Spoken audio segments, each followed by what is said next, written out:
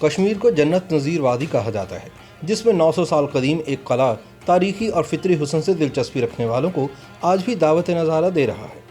قلعہ رام کوٹ کو آزاد کشمیر کا گمنام قلعہ کہا جاتا ہے، جو جہلم اور پونچھ دریاؤں کے سنگم پر ایک اونچی پہاڑی پر قائم ہے۔ منگلا ڈیم کے سبز پانی میں گھرے جزیرہ نما قلعے رام کوٹ تک پہنچنے کے لیے پہلے تو پانی کی موجوں پر سفر کرنا پڑتا ہے، اس کے بعد دشوار گزار پہاڑی راستہ۔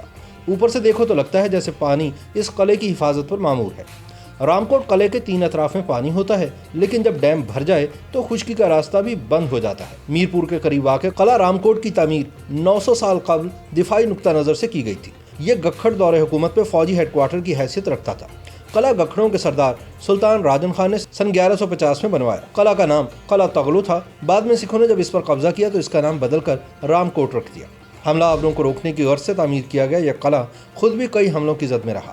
آج اس کی اہمیت تاریخی اور جمالیاتی ہے، لیکن اب یہاں سناٹے کا راج ہے۔ اپنے غیر معمولی طور پر منفرد طرز تعمیر کی بنا پر رام کوٹ قلعہ کشمیر میں تعمیر کیے گئے باقی قلعوں سے کافی مختلف ہے۔ منگلا اور مظفر آباد قلعوں سے ملتے جلتے طرز تعمیر والا یہ قلعہ شاید اسی دور میں تعمیر کیا گیا تھا۔ تاریخ کے مطابق سن 1206 میں شہاب الدین غوری نے قلعے پر حملہ کیا تھا۔ سن 1685 میں رانی منگو نے دوبارہ اس کی تزئین و آرائش کی۔ 900 سال گزرنے کے باوجود بھی مضبوطی سے کھڑی قلعے کی فسیلیں عظمت رفتہ کی یاد دلا رہی ہیں۔ دشمنوں کے حملوں کو روکنے کی غرض سے بنائے گئے اس قلعے کو کئی حملوں کا سامنا بھی کرنا پڑا۔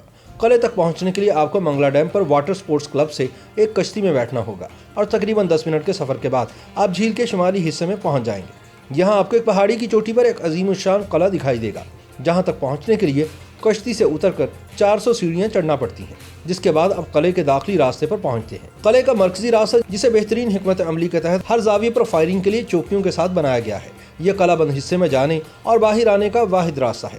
فصیلوں کے ساتھ ڈھلوانیں بنائی گئی ہیں، جو یقیناً توپوں کو پوزیشن میں لانے کے لیے استعمال ہوا کرتی ہوں گی۔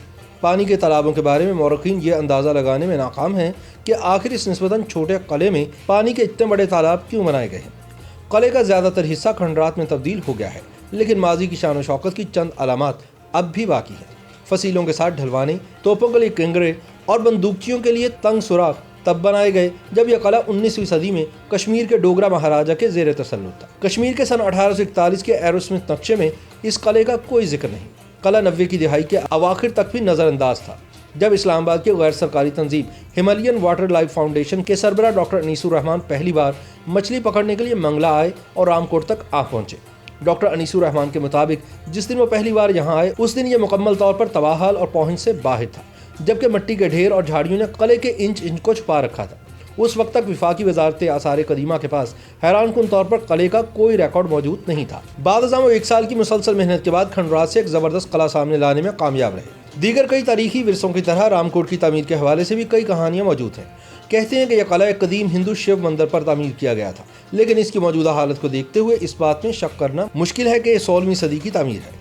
ماہرین آثار قدیمہ کے مطابق یہ قلعہ کیونکہ مظفر آباد قلعے جیسا ہے، اس لیے اس بات کا کافی امکان موجود ہے کہ یہ 16ویں صدی عیسوی کے پہلے نصف میں تعمیر کیا گیا ہوگا۔ ماہر ارضیات فریڈرک ڈریو اپنی کتاب میں رام کوٹ قلعے پر روشنی ڈالی ہے۔ ڈریو کے مطابق تغلو نامی ایک گکھڑ نے یہ قلعہ تعمیر کروایا تھا، جبکہ گکھڑوں کے بعد یہ ڈوگروں کے زیر تسلط آ گیا۔ سن 2005 کے زلزلے میں اس قلعے کو شدید نقصان پہنچا، جبکہ آزاد جموں کشمیر حکام کی غفلت بھی اس کی ذمہ دار ہے۔ ویسے تو قلعے کا زیادہ تر حصہ کھنڈرات میں تبدیل ہو چکا ہے، لیکن ماضی کی شان و شوکت کی چند علامات اب بھی باقی ہیں۔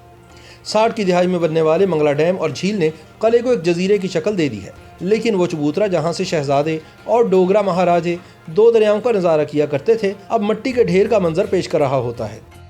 YouTube پر گوگلی نیوز دیکھنے کے لیے youtube.com کی سرچ بار میں googly news T V type کریں۔ گوگلی نیوز کے پیج پر سرخ رنگ کے سبسکرپشن والے بٹن پر کلک کرنا نہ بھولیے۔ YouTube پیج پر اپلوڈ ہونے والی ویڈیوز سے باخبر رہنے کے لیے بیل آئیکن پر کلک کیجیے۔ آپ کو ہر نئی ویڈیو کے بارے میں نوٹیفیکیشن موصول ہو جائے گا۔